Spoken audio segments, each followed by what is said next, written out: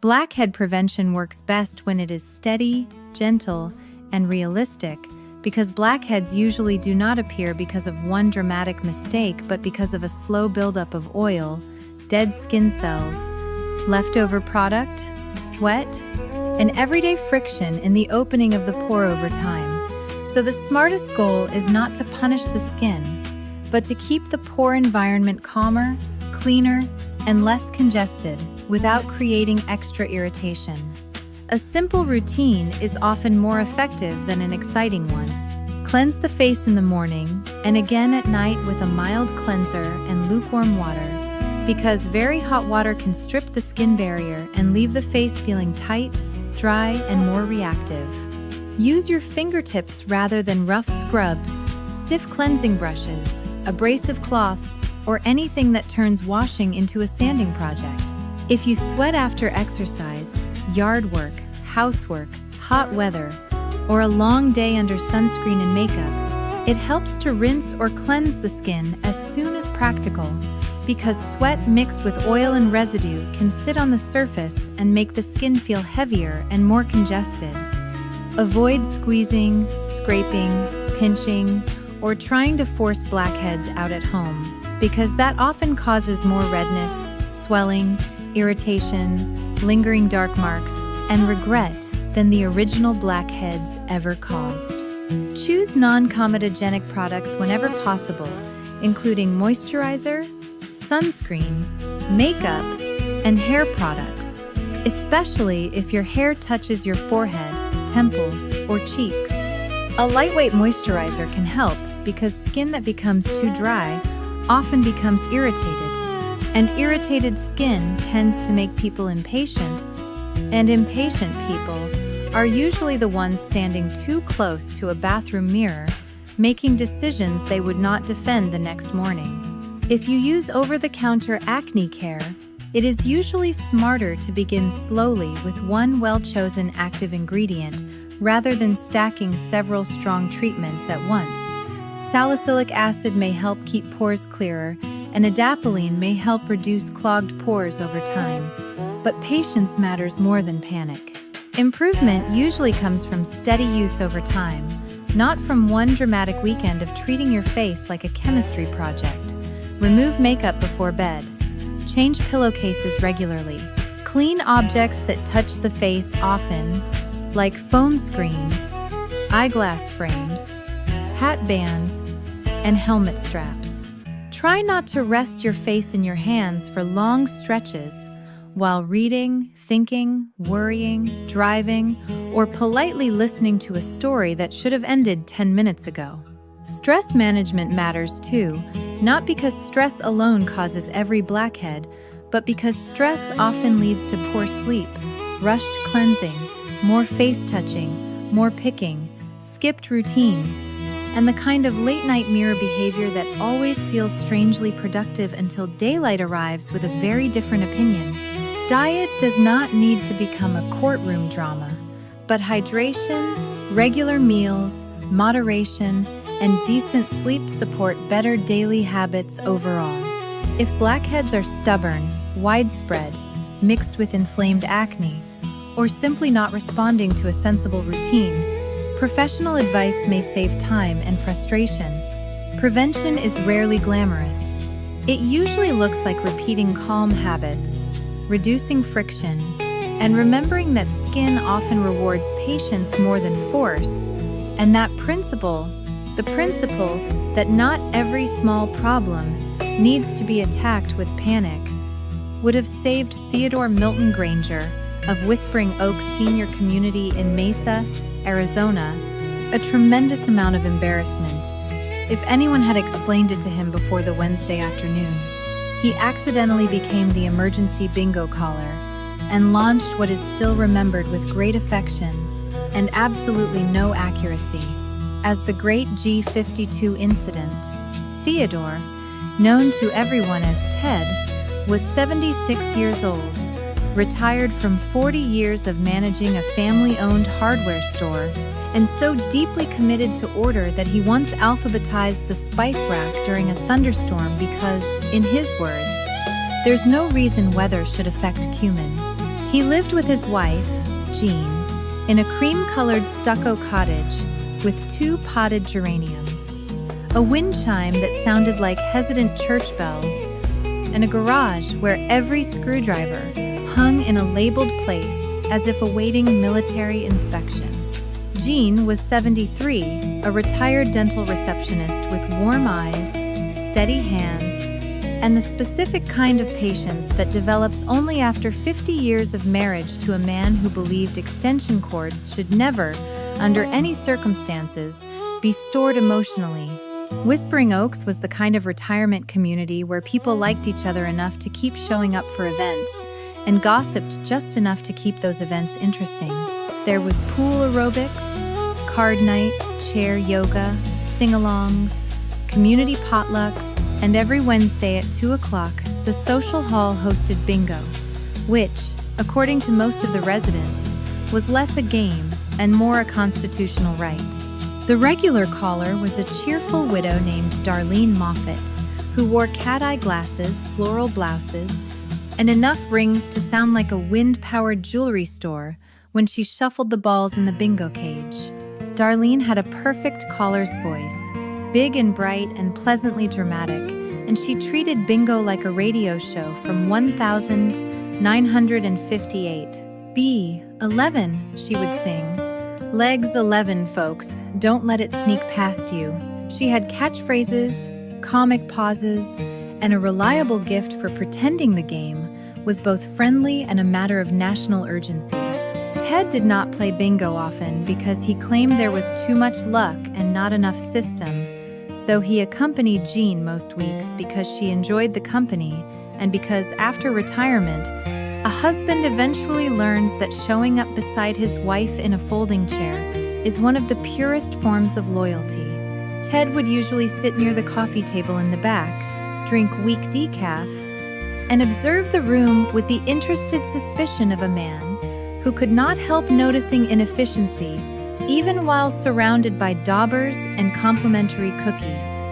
His closest friends at Whispering Oaks were Norman Bell, 78, retired parts salesman, owner of 2 hearing aids and 1 functioning attention span; Elsie Kwan, 74, former 7th grade science teacher, ruler straight posture, dangerous wit; and Buck Tanner, 79, a retired mail carrier with a cowboy hat, a soft spot for lemon bars, and a storytelling style that treated every minor inconvenience as if it had once crossed the Rockies in winter.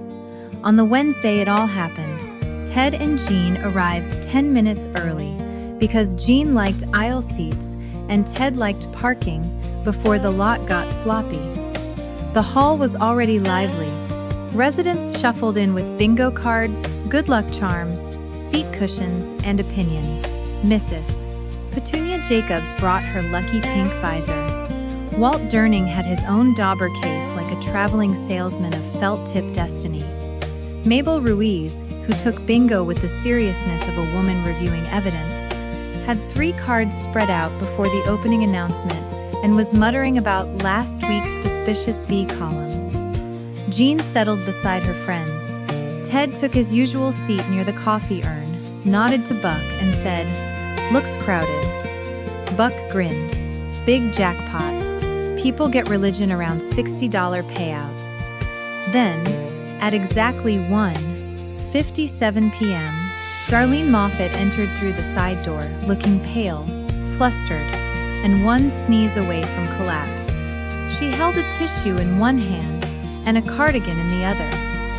Patty Lou Sanders, the activities coordinator, hurried over. Patty Lou was 62, energetic, kind, and permanently dressed like she might need to decorate a table with no warning. "Darlene, you don't look well." Darlene pressed the tissue to her nose. "I have been betrayed by a sandwich," she whispered. "Oh dear. Ham salad from the deli." I knew the pickle smell was overconfident.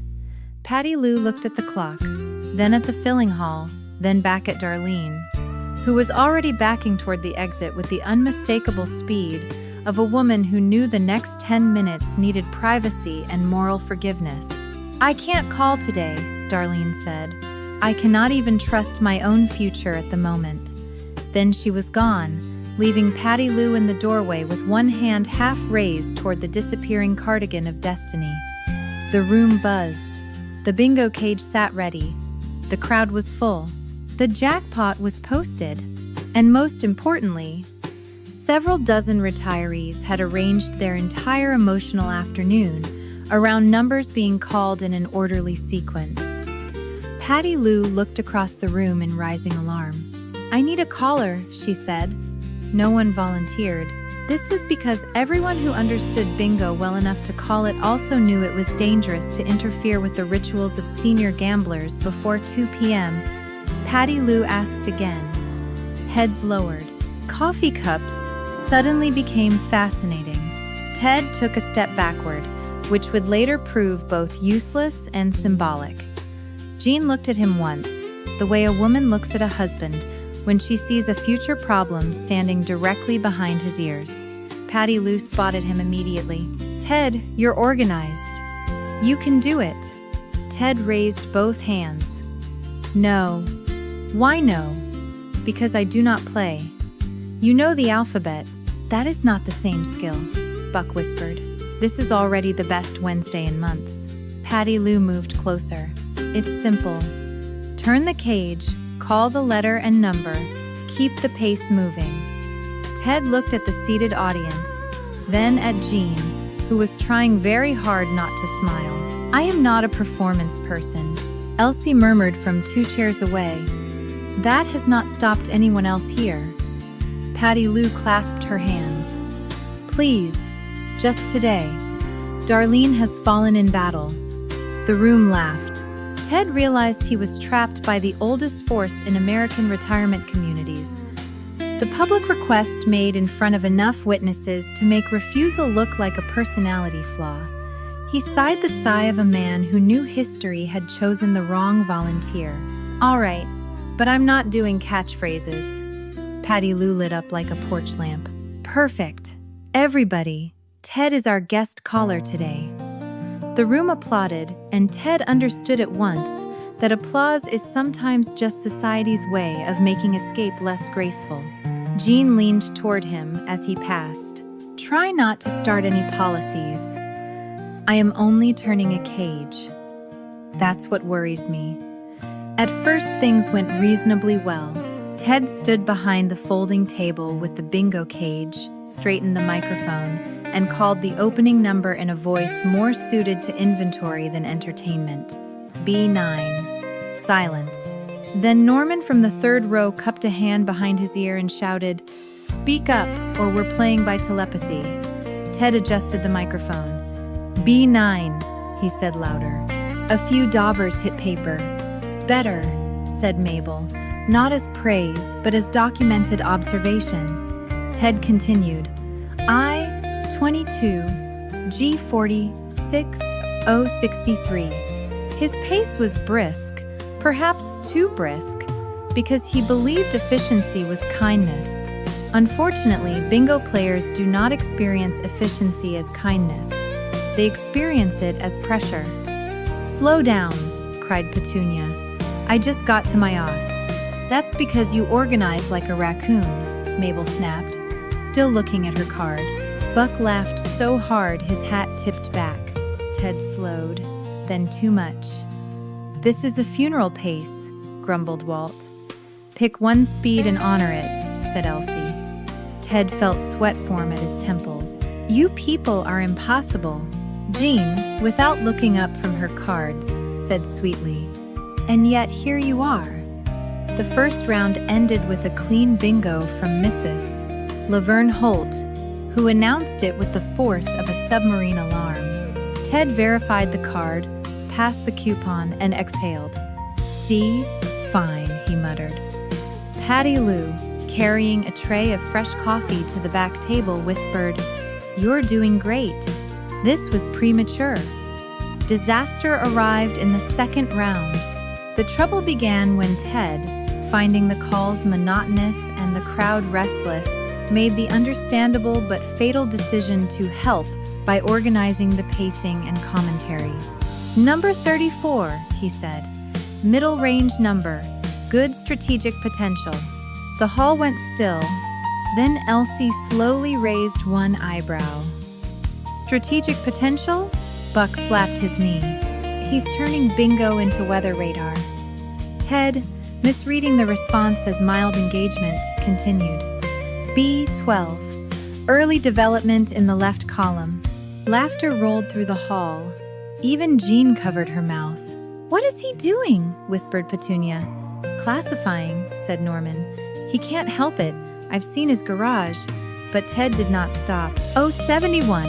Strong finish number. Keep an eye on your corners." Mabel looked up at last and said, "There are no corners in the rules, Ted. It's a straight line round." Ted frowned. "Then why are people watching the corners?" "Because they're old and hopeful," Buck answered. The room laughed again. Ted felt his authority slipping and tried to restore order by returning to plain calls, but nerves had already entered the machinery. He turned the cage, opened the chute, and drew the next ball. G52, he announced. Then he paused. The number sounded wrong somehow. He squinted at the ball. The room waited. Ted held it closer to the light. One moment. In bingo, the phrase "one moment" is extremely dangerous. It implies the universe may have become unstable. "What?" called Mabel. Ted kept squinting. "This appears to be either G52 or G25, depending on your optimism." The room erupted. "It's not optimism," barked Petunia. "It's reading," Norman shouted. "Let me see it." Walt stood halfway up. "You can't have an ambiguous G in a jackpot round." Patty Lou froze beside the cookie tray. Jean lowered her cards very slowly, the way one lowers a teacup during a domestic emergency. Ted, feeling all eyes on him, did the worst possible thing. He tried to solve it publicly. "The print is smudged," he announced. "We may need a temporary procedural pause."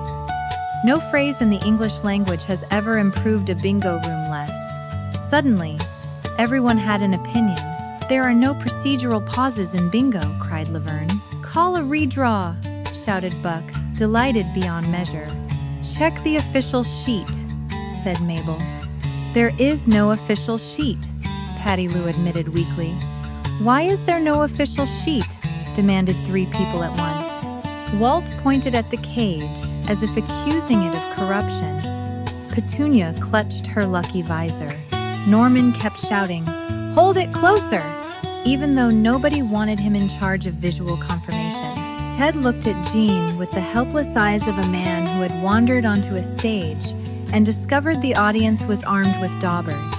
Jean stood up, walked calmly to the table, took the ball from his hand, and held it under the overhead light. She looked once, twice, then smiled the tiny, dangerous smile Ted had seen before during plumbing conversations. "It's G52, she said. "And if anyone argues, I will begin assigning seats like a high school lunchroom." Silence, then Buck howled. Mabel sat down. Petunia adjusted the visor. Walt shrugged. Fine. The round continued, but the legend had already been born. From that moment forward, every time Ted called a G number, someone in the hall would whisper, "You sure about that?" And the room would snicker. Ted tried dignity. It did not fit. He attempted sternness. The microphone squealed and betrayed him. He decided, incorrectly, that perhaps leaning into humor would regain control. I-29, he said. No controversy expected. The room laughed. B4. Clear print. Thank the Lord. More laughter. Patty Lou relaxed a little. Jean sat back down, but she did not stop smiling, which Ted considered a private marital injury.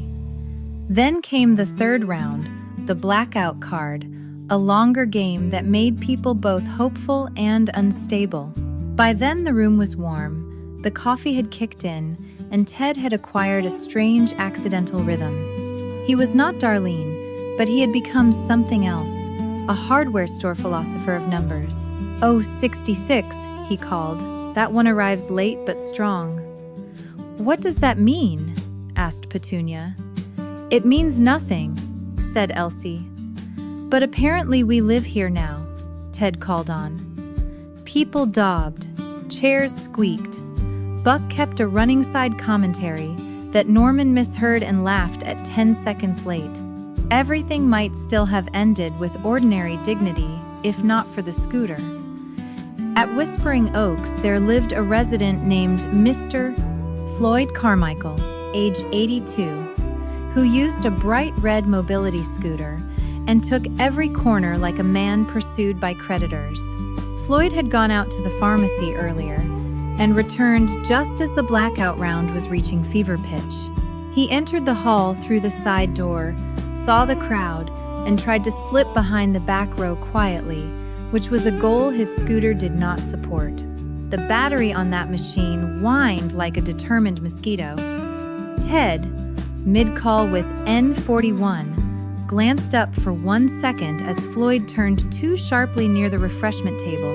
The scooter clipped the leg of the cookie table, nudged a stack of napkins into the air, and startled Patty Lou into grabbing the coffee urn with both hands like a sailor saving a lantern in a storm. Gasps flew across the room. Floyd shouted, "I'm fine," which was not the information anyone needed first. Ted, already overloaded, reacted on instinct and into the live microphone said, "Everybody stay where you are." The room froze. Then Buck whispered loudly, "Good Lord, he's giving crowd control." Ted realized too late that he had sounded like a prison guard at a church picnic. While Patty Lou stabilized the table and Floyd completed his turn with considerably more dignity than the scooter deserved, the bingo players began mumbling. "Can we continue? Was that number called? I lost my place." My dauber rolled. "He said stay where you are, not stop marking," said Mabel, ever the constitutional scholar of cardboard gaming. Ted stared at the crowd and felt the entire afternoon loosening from reality. Then something unexpected happened. He started laughing. Not a polished laugh, not a performative laugh, but the helpless laugh of a man who realizes the universe has surpassed all available plans. The sound startled the room. Then Jean laughed. Then Buck. Then Elsie. Then Patty Lou, still clutching the coffee urn, laughed so hard she had to set it down. Soon the whole hall was laughing. Even Floyd, who parked the scooter by the wall and saluted with one hand like a returning war hero. Ted took a breath, leaned back into the microphone, and said, "All right, let us all agree this round has seen enough excitement for one retirement community." The room applauded. The tension broke. After that, the game became genuinely fun in a way no one had planned. Ted stopped trying to manage every variable and just called the numbers, commenting only when the room needed a laugh. "B6, he said, a modest little number doing its best. I-19, strong showing for the 5 family. O-72, and yes, I am completely certain." Every time he said that, the room chuckled. When Norman missed a call and blamed his hearing aid, Ted repeated it with enough gravity to suggest the fate of several ranch houses depended on the O column. When Petunia accused Walt of leaning into her lucky space, Ted declared, "There will be no border disputes before 3 p.m. The people loved it. They did not just tolerate Ted anymore. They adopted him. By the final blackout call, the whole hall was cheering him on like he'd survived a cattle stampede in orthopedic loafers. The winner, improbably enough, was Jean, who announced, "Bingo!" with far more serenity than the moment deserved. Ted looked at her card, looked at her, then said into the microphone, "I would like the record to show that the bingo caller had no involvement in this outcome and sleeps in a separate bed only for snoring reasons." The room roared. Jean took her coupon with the expression of a woman who had just been publicly appreciated and mildly framed in the same sentence. After the games ended, residents gathered around the refreshment table buzzing with post-bingo energy. Darlene's absence had become history, Floyd's scooter turn had become drama, and G52 had become folklore. Mabel declared that Ted should substitute again. Ted said no so fast he nearly inhaled a napkin. Buck announced that he had not enjoyed a Wednesday that much since the fish fry raffle of 2018, when the pastor accidentally won his own cooler. Patty Lou squeezed Ted's arm and said, "You saved the afternoon." Ted shook his head. Jean saved the G. Jean, stirring powdered creamer into coffee she did not even particularly want, said, "Somebody had to." Norman came over and said, "You were louder by the end." "Thank you, Norman. I meant your shirt looked louder, but the voice improved too." That evening, back in their cottage, Ted sat at the kitchen table while Jean sliced peaches for dessert. The house felt quiet after the haul, almost suspiciously civilized. Ted said, "I made a fool of myself." Jean looked over her shoulder. "Only partly. G52 will follow me into the grave." "Probably, but not in a mean way." He considered that. People laughed. "Yes. At me. Also yes. And that's supposed to be comforting?" Jean set the knife down and faced him with the easy steadiness that had outlasted mortgages, teenagers, layoffs, funerals, roof leaks, and one regrettable fondue pot. "Ted, when people laugh at you kindly, it usually means you've joined the room instead of just supervising it from the back." He frowned, not because he disagreed, but because he suspected she was right and wished truth were less efficient when used by spouses. "I was only trying to help." Jean smiled. "I know. And eventually you did, once you stopped trying to control everything down to the print quality of a bingo ball." He laughed in spite of himself. "That ball was a disgrace. That ball was your teacher,